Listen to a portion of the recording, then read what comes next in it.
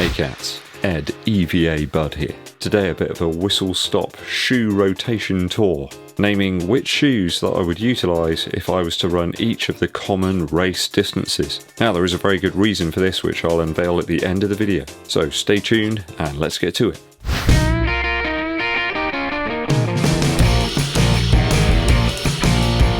I will explain the reason behind this list at the very end of the video, so do make sure you stay tuned. If you're new to the channel, do make sure you hit that subscribe button and click the bell below for notifications when I launch those new videos for you. And it helps the channel out a great deal if you give this video a thumbs up like.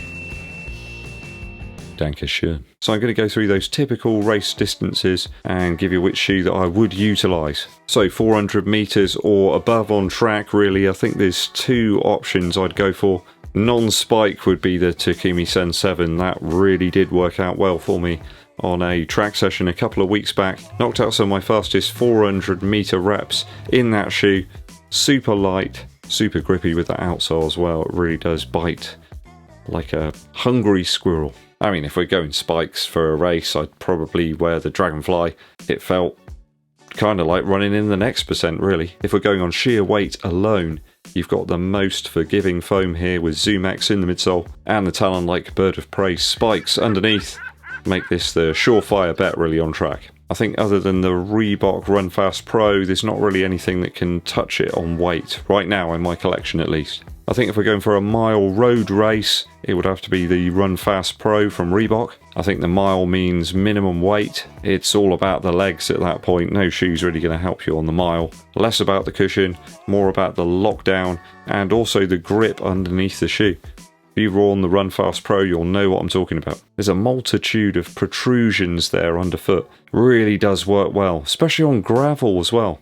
Although you do hear that awful kind of crunching sound as the rocks sort of penetrate through the Pebax material in the midsole. So if we're going for 1,609.34 metres, I think it would probably be the Run Fast Pro. I mean, alternatives could be the Puma Liberate Nitro, maybe close to the Streak 7 as well, but I think I'd go for the lightest shoe available with the best grip on a multitude of surfaces. So 5k, bit of a strange one this one.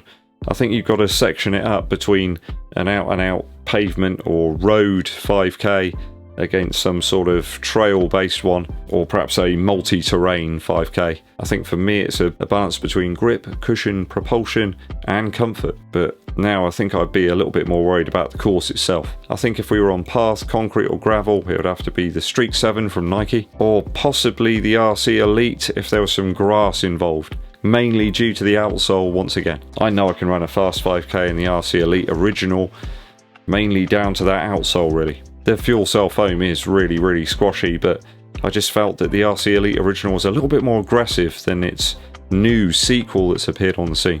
But yeah, I think it'd be between the Streak 7 and the RC Elite. 5k leaves little room for coasting or recovery, it's just an out-and-out smash. And again, I don't think cushion's quite as important for me as it used to be. More about the legs, more about the engine. I think for 5 miles or 8k, something like the Rebel 2 perhaps? Or even the Liberate Nitro, is that a good call? I think when we get past 5k, cushion's going to start to play a bigger part in the whole equation. Perhaps the Tempo next percent might be quite a fun ride. Yep, I know it's a little bit heavier, but on road and concrete, I know that Zoom X and Air Zoom Pod setup really works well for me. Even the weight of the shoe might be a little bit of a boon. I find that one almost makes my feet swing like a pendulum.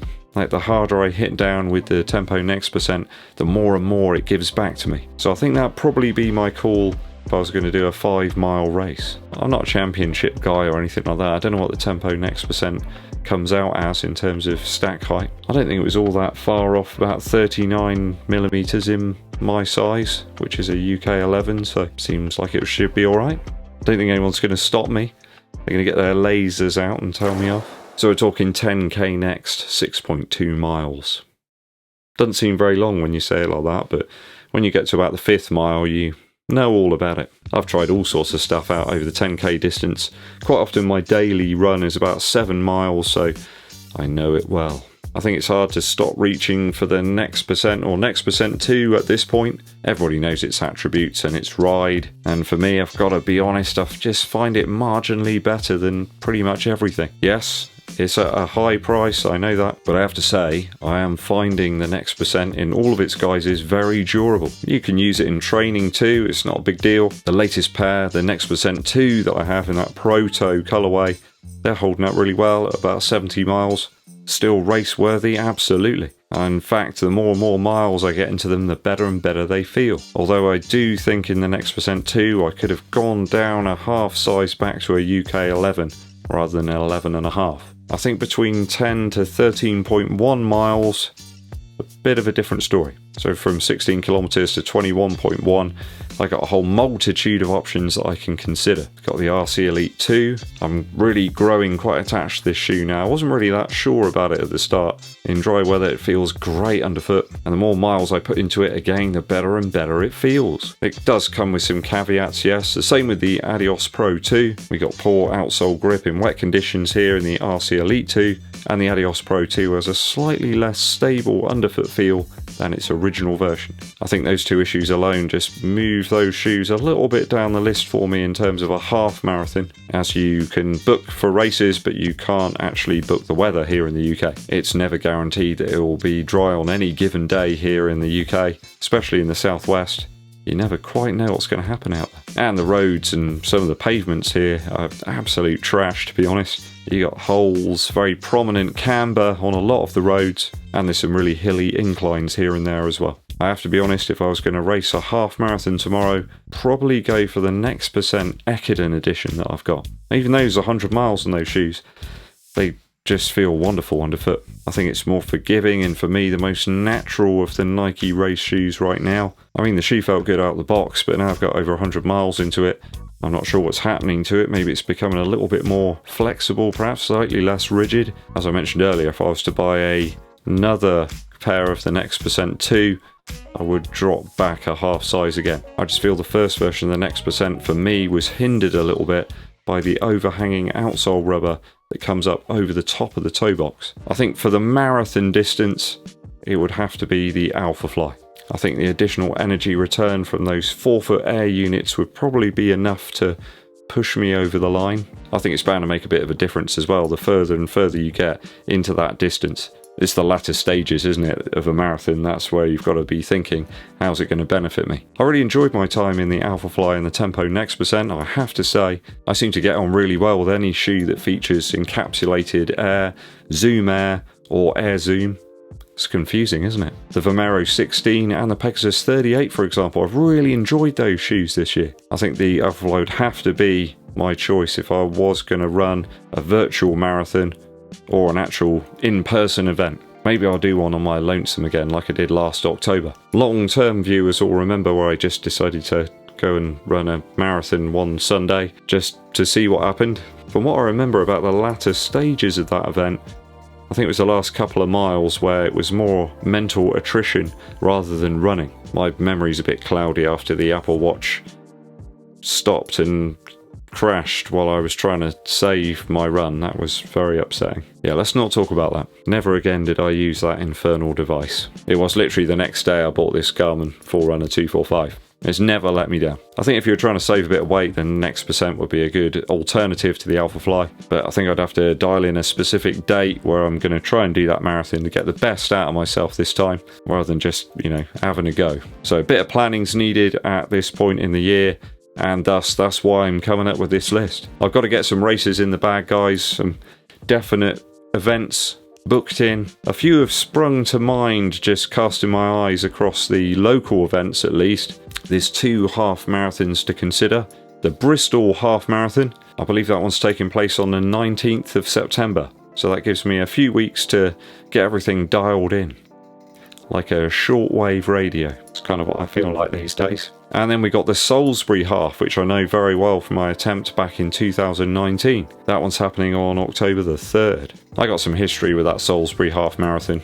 I know the course well, and I know that I can do better than I did last time, that's for sure. 2 years ago I finished with a time of 1 hour 35:18. And, I was kind of happy with that, but considering that I kind of clapped out around about mile 8 because I had to stuff a load of tissue up my nose due to a nosebleed. That kind of put pay to any significant time improvement.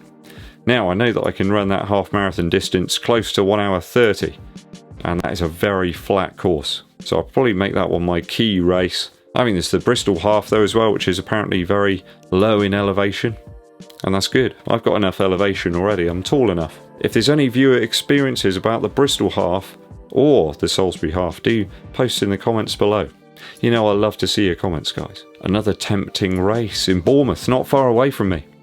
There is a half marathon there, but don't want to book myself up for loads of halves. How about a 10k? You got the Supersonic 10k, which is occurring in October. I think that one's like a week after the Salisbury half, on the 10th of October. And that's down by the seaside. It's going to be seagulls. It's going to be sea air. I like a bit of that. I've always been a fan of Shack, you know, the coral, and Fisherman's Friends as well. I'm not talking about the throat lozenges, I'm talking about the band. And of course, I can go and see my mate Simon and get some more shoes from the Great Store up and running. Again, comment below if you got any experiences with the Bournemouth races as well. I'd be keen to see what you thought of them. Right, I think it's time for a musical interlude. Guys, if you haven't checked out Mac DeMarco's 2015 album, Another One, then you're missing out. It's kind of like a mini album, I suppose. Only 8 tracks on this one, but all of them are good. The lead title, Another One, I've heard Mac play on a piano in it. It really is quite a mournful, quite sad, melancholy song. Just goes to show what a tunesmith he really is. He kind of comes across as this fun-loving, goofy, party sort of guy whenever they play live, but there's a real craftsman in there somewhere. A Heart Like Hers and Without Me as well are fantastic tunes here, with that patent Mac DeMarco wavy guitar, almost like a heat haze kind of sound. 24 minutes of pure joy.